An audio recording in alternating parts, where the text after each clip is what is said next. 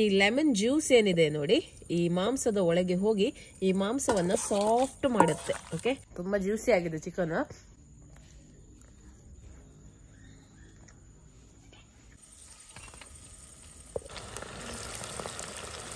Hi ಎಲ್ಲರಿಗೂ, ಕೈಯಲ್ಲಿ chicken ಉಂಟು. ಸೂಪರ್ ಆಗಿರುವಂತ ಚಿಕನ್ ಫ್ರೈ ಮಾಡುವ ಬನ್ನಿ. 1 kg ಚಿಕನ್ ಅನ್ನ ತಗೊಂಡಿದ್ದೇನೆ. ಚೆನ್ನಾಗಿ ಇದನ್ನ ವಾಶ್ ಮಾಡಿದ್ದೀನಿ. ಈಗ ಇದನ್ನ ಮ್ಯಾರಿನೇಟ್ ಮಾಡುವ. ನೋಡಿ, ಸ್ವಲ್ಪ ಉಪ್ಪನ್ನ ಹಾಕ್ತಾ ಇದ್ದೀನಿ. ನಾನು ಕಲ್ಲುಪ್ಪು ಹಾಕ್ತಾ ಇದ್ದೀನಿ, ನೀವು ಪುಡಿ ಉಪ್ಪು ಕೂಡ ಹಾಕ್ಬೋದು. 1 ನಿಂಬೆಯ ರಸವನ್ನ ಹಾಕ್ತಾ ಇದ್ದೀನಿ. ಓಕೆ, 1 ಇಡಿಯನ್ನ ಹಾಕಿಕೊಳ್ಳಿ.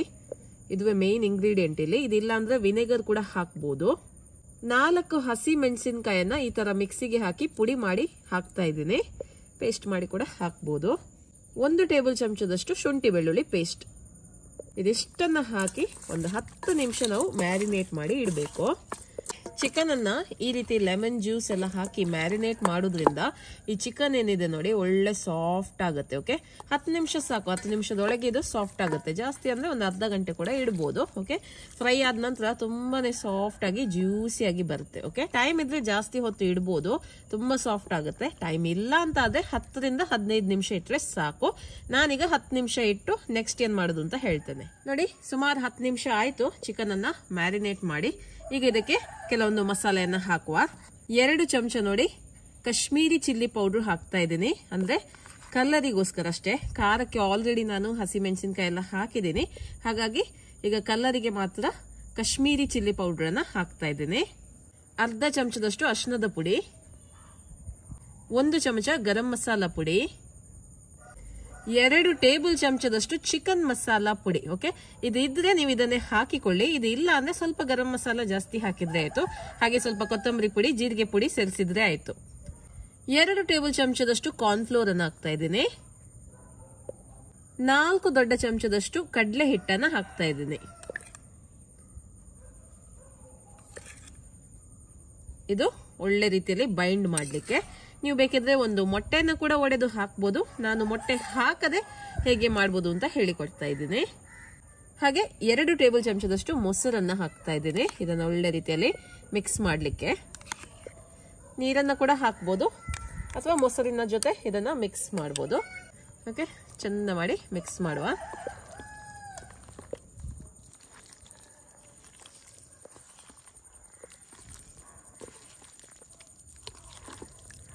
ಈಗ ನೋಡಿ, ಮತ್ತೆ 2 ಟೇಬಲ್ ಚಮಚದಷ್ಟು ಕಾಶ್ಮೀರಿ ಚಿಲ್ಲಿ ಪೌಡರ್ ಅನ್ನ ಹಾಕ್ತಾ ಇದ್ದೀನಿ. ನನಗೆ ಸ್ವಲ್ಪ ಕಲರ್ ಕಡಿಮೆ ಆಯ್ತು ಅಂತ ಅನಿಸ್ತು, ಅದಕ್ಕಾಗಿ ಹಾಕ್ತಾ ಇದ್ದೀನಿ. ಮತ್ತೆ ಫುಡ್ ಕಲರ್ ಅದು ಇದು ಎಂತದ್ದು ಹಾಕುದಿಲ್ಲ ನಾನು.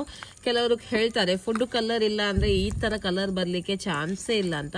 ಹಾಗೆಂತದ್ದು ಸಹ ಇಲ್ಲ, ಫುಡ್ ಕಲರ್ ಬೇಕಂತಾನೇ ಇಲ್ಲ. ಓಕೆ, ಒಳ್ಳೆ ಕಲರ್ ಬರುತ್ತೆ ನಿಮ್ಗೆ.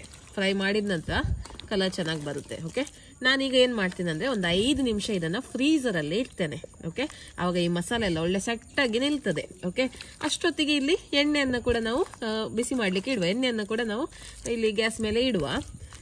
ಒಂದು 5 ನಿಮಿಷ ಫ್ರೀಸರ್ ಅಲ್ಲಿ ಇಟ್ರೆ ಮಸಾಲೆ ಕೂಡ ಒಳ್ಳೆ ಅಂಟಿ ನಿಲ್ತದಲ್ಲ ಹಾಗೆ. ಓಕೆ, ಎಣ್ಣೆ ಕಾದಿದೆ. ಈಗ ಚಿಕನ್ ಅನ್ನ ಫ್ರೈ ಮಾಡುವ.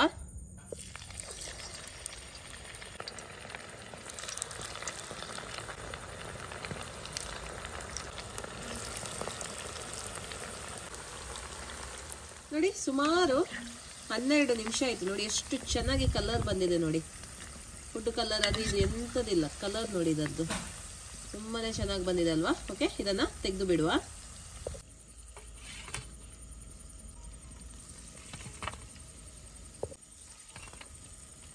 ನೋಡಿ, ಚಿಕನ್ ಫ್ರೈ ರೆಡಿ ಆಗಿದೆ. ಸೈಡ್ ಅಲ್ಲಿ ಈರುಳ್ಳಿ ಕೂಡ ಇಟ್ಟಿದ್ದೀನಿ. ಬೇರೆಂತದ್ದು ಬೇಡ, ಒಂದ್ ಸ್ವಲ್ಪ ಲೆಮನ್ ಅನ್ನ ಇಟ್ಟರೆ ಕೂಡ ಆಗ್ತದೆ. ಓಕೆ, ಈಗ ನೋಡುವ ಯಾವ ರೀತಿ ಬಂದಿದೆ ಅಂತ.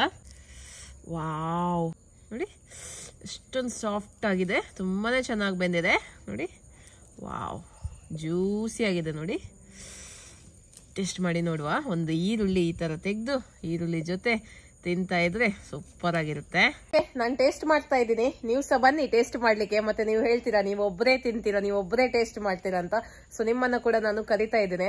ಮತ್ತೆ ನೀವು ಕೆಲವರು ಕಮೆಂಟ್ ಮಾಡಿ ಹೇಳ್ತೀರಾ ನಿಮ್ಗೆ ಹೊಟ್ಟೆ ನೋವು ಗ್ಯಾರಂಟಿ ಬರ್ತದೆ ನೀವು ಒಬ್ಬರೇ ತಿಂತೀರಾ ಅಂತ ಹೇಳಿ. ಅದಕ್ಕೆ ನಿಮ್ಮನ್ನ ಸಹ ನಾನು ಕರಿತಾ ಇದ್ದೇನೆ, ಪ್ಲೀಸ್ ಬನ್ನಿ ಟೇಸ್ಟ್ ಮಾಡ್ಲಿಕ್ಕೆ ಅಂತ. ಈಗ ನಾನು ಟೇಸ್ಟ್ ಮಾಡ್ತೇನೆ ಇದನ್ನ.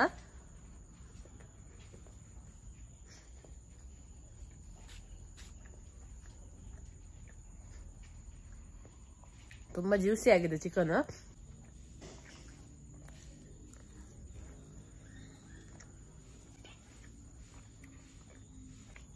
ಎಂತ ಮಾತನಾಡ್ಲಿಕ್ಕಿಲ್ಲ, ತಿಂತಾನೆ ಇರ್ಬೇಕಂತ ಅನ್ಸ್ತದೆ. ಬೆಕ್ಕು ಕೂಡ ಕೇಳ್ತಾ ಉಂಟು, ಬೆಕ್ಕಿಗೆ ಹಾಕ್ತೇನೆ ಇದನ್ನ. ಓಕೆ, ಇವತ್ತಿನ ಈ ರೆಸಿಪಿ ನಿಮ್ಗೆ ಇಷ್ಟ ಆಯ್ತು ಅಂತ ಅನ್ಕೊಳ್ತೇನೆ. ಮುಂದಿನ ವಿಡಿಯೋದಲ್ಲಿ ಸಿಗ್ತೀನಿ. ಅಲ್ಲಿ ತನಕ ಬಾಯ್.